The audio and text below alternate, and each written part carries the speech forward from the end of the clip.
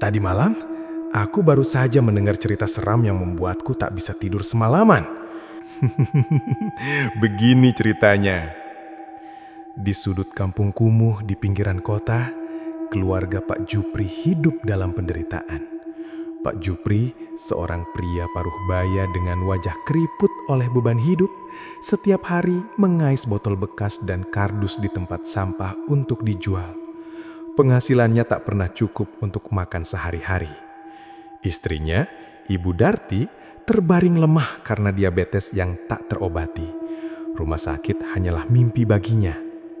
Dua anak mereka, Bagus dan Wawan, putus sekolah dan menjadi preman jalanan, mabuk-mabukan dan hidup tanpa arah. Ada hari-hari di mana keluarga ini hanya minum air keruh untuk menahan lapar. Perut mereka kosong selama berhari-hari. Suatu malam, saat Pak Jupri mencari botol bekas di dekat sebuah gedung tua yang kelam, suara menggema menghentikan langkahnya. "Jupri, kini giliranmu merasakan kekayaan. Kau akan kaya. Apa yang kau mau akan terwujud." Suara itu tak berwujud, namun terasa begitu nyata, seolah merasuk ke dalam jiwanya. Ketakutan, Pak Jupri berlari pulang. Nafasnya tersengal. Di gubuk reyotnya, ia termenung, memikirkan suara aneh itu. Siapa itu? Apa maksudnya? Gumamnya, jantungnya masih berdegup kencang. Malam itu, dalam mimpinya, seorang pemuda tampan dengan senyum lecik muncul. "Pak Jupri, apakah kau mau terus hidup sengsara? Lihat keluargamu, istri yang sakit, anak-anak yang jadi preman karena kemiskinan. Aku bisa mengubah hidupmu."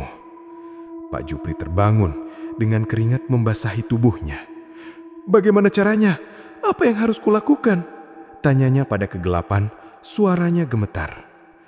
Keesokan harinya, didorong rasa putus asa, Pak Jupri kembali ke gedung tua itu. Tiba-tiba, 3 orang berjubah hitam menyambutnya. "Sini Pak Jupri, silakan masuk," kata mereka dengan nada hormat. Di dalam, meja penuh dengan makanan mewah, daging panggang, kue-kue, dan minuman yang hanya pernah dilihatnya di restoran pinggir jalan. Di sudut ruangan, tumpukan uang tunai menggunung, lebih banyak dari yang pernah ia bayangkan. Pemuda dari mimpinya muncul kembali. "Nikmati makanan ini, ambil uang itu, bawa pulang. Jika kau bergabung dengan kami, semua yang kau inginkan akan jadi kenyataan." Jumlah uang itu jika dihitung mencapai 3 miliar rupiah. Pak Jupri tergoda. Kenapa ada orang yang begitu baik memberi ini secara cuma-cuma? Pikirnya. Namun keputusasaan akan kemiskinan mendorongnya menyetujui tawaran itu.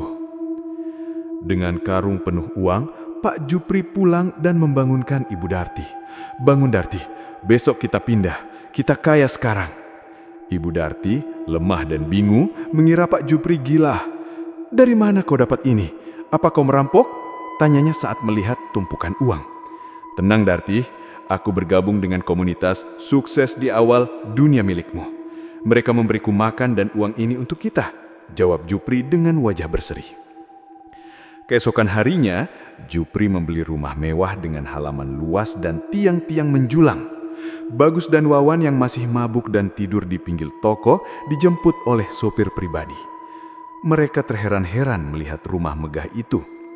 "Pak, apa Bapak pura-pura miskin selama ini?" tanya Bagus. Wawan hanya melongo, tak percaya. "Mandi, makan, baju kalian sudah disiapkan," kata Jupri tanpa menjelaskan asal-usul kekayaannya. Bagus dan Wawan kini hidup bak anak bos, tetap tak mengubah tabiat lama. Mereka menghabiskan malam di klub, mabuk, dan bermain wanita. "Gila, kalau tahu Bapak kaya dari dulu, ngapain kita susah jadi preman pasar?" ujar Bagus sambil tertawa. Wawan menimpah, "Mungkin Bapak ngetes kita Gus, nikmati aja." Sementara itu, Ibu Darti, meski kini dirawat dengan dokter terbaik, tetap lemah. Beberapa bulan kemudian, ia menghembuskan nafas terakhirnya. Jupri terpukul, tapi tak tahu bahwa kematian istrinya adalah tumbal pertama dari perjanjian gelapnya. Setelah kematian Ibu Darti, Pak Jupri mulai terlibat lebih dalam dengan kelompok itu. Di sebuah ruangan gelap, ia mengikuti ritual dengan lilin-lilin membentuk lingkaran dan pentagram di lantai. Kekayaannya makin melimpah. Tetangga lamanya mulai iri. "Gila, si Jupri kaya mendadak. Apa dia jual manusia ke Kamboja?" bisik mereka. Jupri tak peduli, fokus pada kekayaannya. Sementara itu, Bagus dan Wawan terus menghamburkan uang. Suatu malam, Bagus dalam keadaan mabuk mengendarai mobil dengan kecepatan tinggi meninggalkan sopir dan Wawan. Di jalan gelap, mobilnya menabrak pembatas jalan. Kecelakaan mengerikan itu merenggut nyawanya seketika. Bagus menjadi tumbal kedua. Jupri menangis, namun godaan kekayaan membuatnya mengabaikan kesedihan itu. Wawan yang kini hidup sendirian dengan sang ayah semakin liar. Ia tenggelam dalam pesta pora, mabuk setiap malam, dan menghabiskan jutaan untuk wanita dan judi. Jupri, terbutakan oleh kekayaan, tak menyadari bahwa Wawan adalah target selanjutnya. Suatu malam, setelah pesta besar di klub, Wawan pulang dengan taksi. Di tengah jalan, taksi itu tiba-tiba berhenti di sebuah gang gelap. Sopirnya yang ternyata anggota kelompok satanis menyeret Wawan ke sebuah gudang tua. Di sana, dalam ritual mengerikan, Wawan menjadi tumbal ketiga. Jupri yang mengetahui kematian anak bungsunya mulai merasa ada yang salah. Namun pemuda tampan dari mimpinya muncul kembali, berbisik, "Ini harga kecil untuk kekayaanmu. Nikmati saja."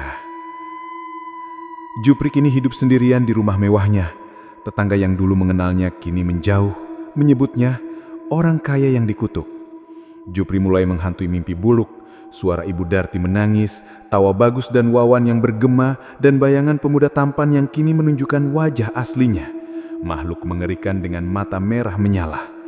Dalam ritual terakhir, Jupri dipanggil ke gedung tua itu.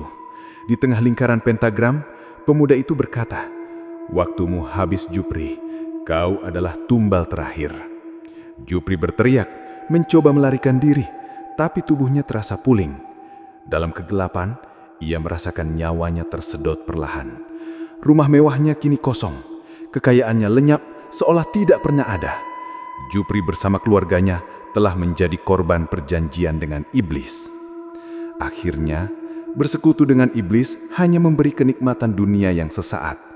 Kekayaan yang kau kejar akan lenyap dan nyawamu menjadi tumbal.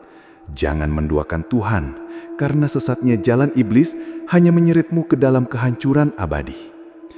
Nah, gimana? Mengerikan bukan? Sekarang, siapa yang masih berani tidur sendirian? Jangan lupa, yang paling penting adalah selalu bersyukur, selalu berbuat baik, dan jangan pernah terjebak dalam kekayaan yang sia-sia.